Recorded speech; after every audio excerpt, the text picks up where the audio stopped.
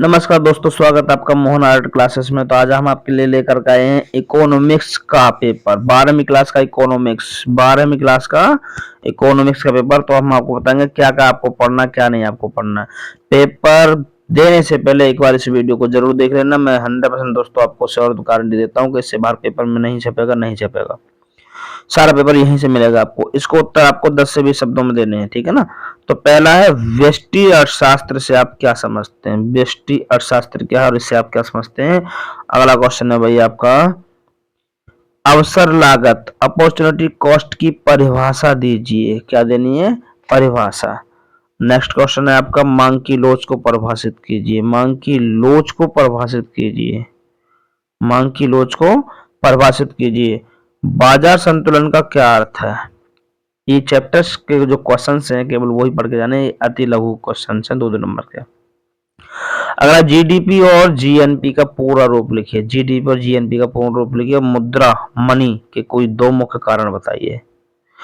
अगला भाई, लघु उत्तर प्रश्न जो शॉर्ट आंसर टाइप होते हैं, 5 नंबर के मिलते हैं आपको। 2 अंक का बारे में मैंने आपको बता दिया, 5 अंक वाले बताएंगे। तो इसके लगभग उत्तर 50 से 80 शब्दों में देने होते हैं। तो सबसे पहले मांग का नियम क्या है। मांग के नियम को समझाते हुए इसके अपवादों का उल्लेख करिए। अगला है जी, पूर्ण प्रतियोगिता एकाधिकार बाजार के बीच मुख्य अंतर स्पष्ट करें। पूर्ण प्रतियोगिता क्या है और एकाधिकार बाजार के बीच में जो मुख्य अंतर है उसको स्पष्ट करें। अगला है जी, अब केंद्रीय बैंक आरबीआई और व्यावसायिक बैंक में क्या अंतर है। केंद्रीय बैंक में और व्यावसायिक बैंक में क्या अंतर है, इस बात का विशेष ध्यान देना है। ये चैप्टर के क्वेश्चन से इंपोर्टेंट है। सरकारी बजट के प्रमुख उद्देश्यों का वर्णन कीजिए। सरकारी बजट के प्रमुख उद्देश्यों का वर्णन कीजिए। ये आपका 12वीं क्लास का इकोनॉमिक्स का क्वेश्चन बहुत बढ़िया है, इंपोर्टेंट है, आने वाला क्वेश्चन है। अगर प्यारे बच्चों अगर आपको वीडियो पसंद आए तो लाइक और कमेंट और शेयर करना, सब्सक्राइब करना बिल्कुल भी ना भूलें। उन विद्यार्थियों को जरूर भेज दो जिन्हें इकोनॉमिक्स बहुत हार्ड लगता है। बोल दो गारंटी के साथ कि इनको पढ़ ले, पेपर पास अच्छे नंबरों से, वो भी। अगला क्वेश्चन है भाई, सीमांत उपयोगिता हार्स नियम का संक्षेप में वर्णन कीजिए। इंपोर्टेंट क्वेश्चन है, सीमांत उपयोगिता हार्स नियम का संक्षेप में वर्णन कीजिए। अब बात करेंगे हम लॉन्ग क्वेश्चन की। किसकी बात करेंगे भाई, लॉन्ग क्वेश्चन की बात करेंगे जो आपको 10 नंबर का आता है। इन प्रश्नों में डायग्राम बनाने के लिए बहुत जरूरी है, इस बात का याद रखना।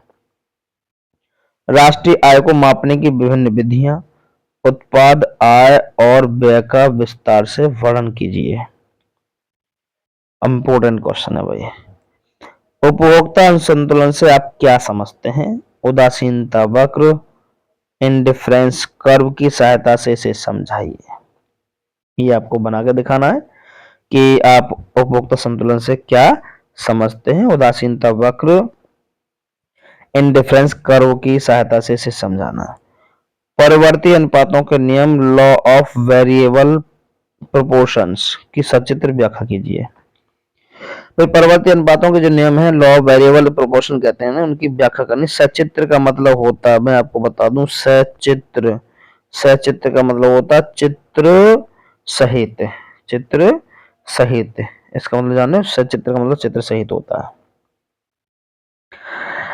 और उसके बाद में हम आपको बता रहे हैं केंद्रीय बैंक। केंद्रीय बैंक की साख क्रेडिट पर नियंत्रण कैसे लगाता है। केंद्रीय बैंक साख पर नियंत्रण कैसे लगाता है। मात्रात्मक और गुणात्मक विधियों की चर्चा करें। मात्रात्मक और गुणात्मक विधियों की चर्चा करें जी। उसके बाद कीन्स के रोजगार सिद्धांत की व्याख्या करो। प्रभावी मांग का इसमें क्या महत्व रहा है, इसको अच्छे तरीके से पढ़ के जाना है। आप अच्छे नंबरों से इसमें पास हो जाओगे। ये क्वेश्चन आपको सेम टू सेम रखे हुए मिल जाएंगे। और 2026 की परीक्षा के लिए मैं आपको विशेष कुछ सुझाव दे रहा हूं, जैसे कि चित्र व डायग्राम्स की बात करते हैं। अर्थशास्त्र में मांग पूर्ति वक्र, इनका डायग्राम, लागत वक्र, इसका डायग्राम, और राष्ट्रीय आय के प्रवाह का चित्र, इसका डायग्राम बनाने पर आपको पूरे नंबर मिलते हैं। क्या मिलता है भैया, आपको पूरे नंबर मिलते हैं। वही आप मांग पूर्ति वक्र का डायग्राम बनाओगे, लागत वक्र का बना रहे हो और राष्ट्रीय आय के प्रभाव का चित्र बना रहे हो, तो उसमें आपको पूरे नंबर मिलेंगे। डायग्राम का नंबर ज्यादा मिलते हैं। टीचर देखने के बाद उसको इंप्रेशन के अकॉर्डिंग आपको पूरे नंबर दे देता है। उसके बाद पॉइंट्स में लिखें। लंबे उत्तरों का पैराग्राफ के बजाय हेडिंग्स में लिखें। एसएसटी में मैंने बताया था, अगर आप लंबे उत्तर लिख रहे हो तो हेडिंग में लिखो पैराग्राफ के बजाय। और अंतर वाले क्वेश्चन तो बता रहा हूं आपको, अंतर वाले प्रश्न, व्यष्टि बनाम समष्टि और राजस्व घाटा बनाम राजकोषीय घाटा जैसे तुलनात्मक प्रश्न हर साल पूछे जाते हैं। इन्हें अच्छे से तैयार कर लें, इन्हें अच्छे से तैयार कर लें और पेपर को बड़े प्यार से जाकर के दिया है, वेरी इंपॉर्टेंट। मैं उम्मीद करूंगा कि इससे बाहर प्यारे विद्यार्थियों कुछ भी नहीं आएगा। एक बार पेपर को इसको वीडियो को देख करके चले जाना और आप अच्छे तरीके से पास होने की तो बात ही छोड़ दो, अच्छे नंबर लाओगे, अच्छी परसेंटेज बनेगी आपके, गुड मार्क्स होंगे आपके, क्या होंगे, गुड मार्क्स होंगे। ठीक है ना। तो प्यारे दोस्तों, अगर वीडियो पसंद आए तो इसको प्यारे बच्चों लाइक करना और शेयर करना और सब्सक्राइब करना बिल्कुल भी ना भूलें, जिससे कि अगली कोई भी इंफॉर्मेशन आए तो सबसे पहले आपके पास से पहुंच जाए। ठीक है, नमस्कार।